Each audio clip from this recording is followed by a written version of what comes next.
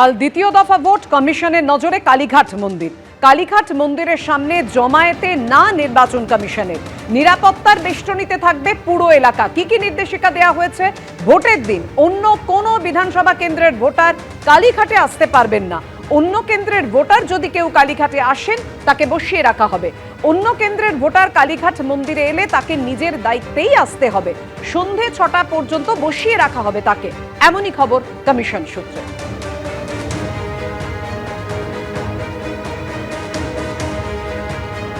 আর এরই মধ্যে কলকাতা হাইকোর্টের তরফে নির্দেশ সামনে এসেছে। আপনারা জানেন যে কল্যাণ বন্দ্যোপাধ্যায় তিনি অভিযোগ করেছিলেন আদালতের নির্দেশ মানছে না নির্বাচন কমিশন, এবং সেই শুনানির পর রায়দান স্থগিত ছিল। এইখানে নির্দেশ এসেছে বলে জানা যাচ্ছে, যেখানে বলা হচ্ছে নির্বাচন কমিশনের দ্বারা নিযুক্ত পর্যবেক্ষক সহ সকল আধিকারিক নির্বাচনে নিজ নিজ দায়িত্ব পালন করবেন। 3000 জন তৃণমূল কর্মীর আটক মামলায় আশা প্রকাশ করেছে কলকাতা হাইকোর্ট। সৌভিক মজুমদার আমাদের প্রতিনিধি আরো বিস্তারিত এই নিয়ে বলতে পারবেন। রায়দান স্থগিত ছিল সৌভিক, নির্দেশে কি বলল আদালত? দেখো, প্রিভেন্টিভ ডিটেনশনের যে নির্দেশিকা নির্বাচন কমিশনের তরফ থেকে দেওয়া হয়েছিল, সেই দুটি নির্দেশিকা ইতিমধ্যে কমিশন প্রত্যাহার করে নিয়েছেন। ফলে সেই নিয়ে আলাদা করে কোনো নির্দেশ কলকাতা হাইকোর্টের তরফ থেকে দেওয়া হয়নি, কিন্তু কলকাতা হাইকোর্টের তরফ থেকে কয়েকটি পর্যবেক্ষণ ডাকা হয়েছে এবং সেই পর্যবেক্ষণে মাননীয় বিচারপতিরা বলেছেন যে নির্বাচন কমিশনের সমস্ত কর্মকর্তা তারা সৎভাবে, দক্ষতার সঙ্গে এবং নিরপেক্ষতার সঙ্গে কোনো রকম পক্ষপাতিত্ব না করে, সেটা রাজনৈতিক হোক বা অন্যরকম পক্ষপাতিত্ব হোক, সেটা না করে কঠোরভাবে তাদের দায়িত্ব পালন করবেন এবং সেটা আইন অনুযায়ী পালন করবেন। সেই আস্থা এবং ভরসা কলকাতা হাইকোর্ট রেখেছে নির্বাচন কমিশনের উপর। এছাড়াও কিন্তু কলকাতা হাইকোর্টের তরফ থেকে এই আশাও রাখা হয়েছে যে আগামীকাল সমস্ত মানুষ তারা যেন নির্বিঘ্নে ভোট দিতে পারেন এবং কোনো রকম ভয়ভীতি ছাড়াই স্বাধীনভাবে তাদের ভোটাধিকার প্রয়োগে সক্ষম হয় সেটা সুনিশ্চিত করতে হবে।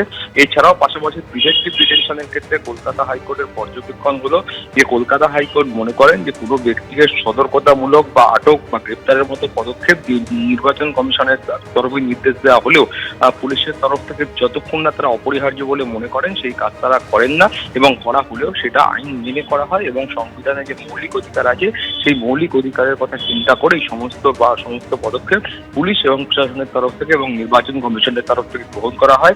এই 3টি পর্যবেক্ষণের মাধ্যমে এই মামলা নিষ্পত্তি করা হয়েছে। তার কারণ যেমনটা তোমায় আগেও বলছিলাম যে যেহেতু প্রিভেন্টিভ ডিটেনশনের নির্দেশিকা নির্বাচন কমিশন প্রত্যাহার করেছে, ফলে সেটা নিয়ে আলাদা করে কোনো নির্দেশ কলকাতা হাইকোর্ট আর দেয়নি। শুভ্রজিৎ, ধন্যবাদ সৌভিক। আর একেবারে শেষ মুহূর্তের নজরদারি, অর্থাৎ দ্বিতীয় দফা ভোটের আগের দিনের রাতের নজরদারি, তৎপরতা পুলিশের প্রতিটি জায়গায় রয়েছেন আমাদের প্রতিনিধিরা। তাদের সঙ্গে কথা বলবো। ফের ময়দানে যোগীরাজ্যের দাবাং আইপিএস। ডায়মন্ড হারবারে পুলিশ পর্যবেক্ষক অজয় পাল শর্মা এই মুহূর্তে কোথায় রয়েছেন জানাবেন আমাদের প্রতিনিধি পার্থ প্রতিম ঘোষ। পার্থ, দেখে এই মুহূর্তে একেবারে ডায়মন্ড হারবার এবং ডায়মন্ড হারবারের সরু যে রাস্তা, সেই রাস্তার মধ্যে অজয় পাল শর্মা তিনি একেবারে বাহিনীকে সঙ্গে নিয়ে প্রবেশ করেছে, মার্কসম্যান নিয়ে প্রবেশ করেছে। খুব বেশি হলে 3-3.5 ফুটের রাস্তা, এবং সেই 3-3.5 ফুটের যে রাস্তা গ্রামের ভেতরে দেখতে পাচ্ছ, দেখলেই বুঝতে পারছো সেই রাস্তার ভেতরে কিন্তু একেবারে উত্তরপ্রদেশের আইপিএস অফিসার তিনি প্রবেশ করেছেন। মূলত যে ঠিকানাগুলো পাচ্ছেন, যেটা হচ্ছে ট্রাভেল মেকারদের ঠিকানা, সেই ঠিকানা যেখানে যেখানে যার যার বাড়ি সেখানে কিন্তু পৌঁছে যাচ্ছেন। এবং এই মুহূর্তে দেখতে পাচ্ছ একেবারে গ্রামের রাস্তা আমি দেখাবো। অজয় পাল শর্মা তিনি নেমে পড়েছেন, নেমে পড়ে এই যে সরু ছোট যে রাস্তা, সেই রাস্তার মধ্যে দাঁড়িয়েছেন এবং দাঁড়িয়ে যারা এখানকার বাসিন্দারা রয়েছেন তাদের সঙ্গেও কথা বললেন।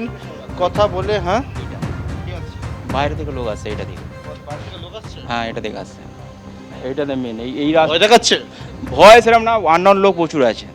বললেন হ্যাঁ স্যারকে বলেছি আমি। কি বললেন? আমাকে বলছি আমি দোকানে এসেছিলাম, এখানে দুটো মোটরসাইকেল ছিল, হ্যাঁ তারপর এদিকে দিকেই চলে গেল, আবার এদিকেও গেছে। সেগুলো জানালেন? হ্যাঁ জানিছি স্যার। ভয় দেখা না না কোনো কিছু নয়, সব আননোন লোক স্যার। অপরিচিত লোকজন আসছে বলছে। এবং 3-3.5 ফুটের রাস্তায় দেখতে পাচ্ছ মার্কসম্যান যে গাড়ি, অর্থাৎ বুলেট প্রুফ ভেহিকেল, সেই ভেহিকেল নিয়ে, অর্থাৎ যেখান থেকে অভিযোগ আসছে যে কোনো জায়গা থেকে বহিরাগত প্রবেশ করছে, কোনো জায়গায় যারা ট্রাভেল মেকার রয়েছে, সেই অনুযায়ী রাস্তা ছোট হলেও সেই ছোট সরু রাস্তার মধ্যে কিন্তু এরকম আমার সহকর্মী দিব্যেন্দু সিংহ যে ছবি তুলে ধরছে, ঘড়ির কাঁটায় এখন রাত্রি 9:30 বেজে গেছে। যে অ্যাকশন আমরা দেখেছিলাম গতকালকে, যে অ্যাকশন আজকে দুপুর থেকে দেখতে পাচ্ছিলাম, প্রথমে ফলতার পরে এটা হচ্ছে ডায়মন্ড হারবার বিধানসভা কেন্দ্রের মধ্যে পড়ছে। সেই ডায়মন্ড হারবার বিধানসভা কেন্দ্রের মধ্যে সিআইএসএফ এর প্রায় শতাধিক জওয়ানকে সঙ্গে নিয়ে উত্তর উত্তরপ্রদেশে আইপিএস অফিসার অজয় পাল শর্মা তিনি একেবারে সরু ছোট যে রাস্তা সেই রাস্তা একেবারে সেই সরু ছোট রাস্তা দিয়ে গলি ধরে ধরে পৌঁছে যাচ্ছেন সেই সমস্ত জায়গায় যেখানে ট্রাবল মেকাররা থাকতে পারে কালকে ভোটে, যাতে কোনো রকম সমস্যা তারা তৈরি করতে না পারে, একেবারে সেইটা সুনিশ্চিত করছেন অজয় পাল শর্মা। আইপিএস অজয় পাল শর্মার কড়া নজরদারির মধ্যে পরপর অফিসার বদল করছে কমিশন। ফলতার জয়েন্ট ভিডিওর পর এবার এডিএম কেও সরিয়ে দিল নির্বাচন কমিশন। রুমা পাল আমাদের প্রতিনিধি আরো বিস্তারিত এই নিয়ে বলবেন। রুমা, দেখো জানিয়ে রাখি, দক্ষিণ 24 পরগনার এডিএম যিনি ভাস্কর পাল, এছাড়াও রয়েছে সৌভিক ভট্টাচার্য এডিএম বীরভূম, এই দুজনকেই কিন্তু ইলেকশন ডিউটি থেকে সরিয়ে দিল নির্বাচন কমিশন। অন্যদিকে জানিয়ে রাখি, ফলতার জয়েন্ট ভিডিওকে সরানো হলো, যদিও কমিশন জানিয়েছে যে ফলতার যিনি জয়েন্ট ভিডিও ছিল তার বিরুদ্ধে পক্ষপাতমূলক আচরণের অভিযোগ ছিল, সেই কারণেই সরানো হয়েছে। এবং এই দুই অ্যাডিশনাল ডিস্ট্রিক্ট ম্যাজিস্ট্রেট, যেটা দক্ষিণ 24 পরগনা এবং বীরভূমকে সরানো হলো, এদের বিরুদ্ধেও কিন্তু অভিযোগ ছিল, এমনটাই কিন্তু কমিশন সূত্রের খবর।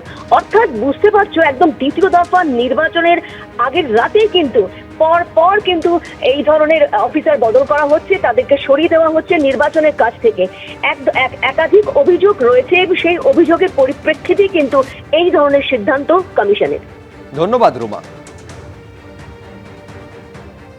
এবিপি আনন্দ, এগিয়ে থাকে, এগিয়ে রাখে।